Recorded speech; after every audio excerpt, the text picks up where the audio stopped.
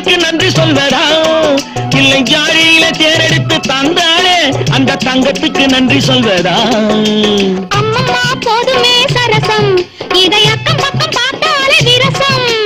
கொஞ்சமா ஏங்குது இதயம், அட கொஞ்சினால் என்னதான் குறையும், என்னதான் குறையும்? நிடமோ சுகமானது, ஜோடியோ பதமானது, நேரமோ இதமானது.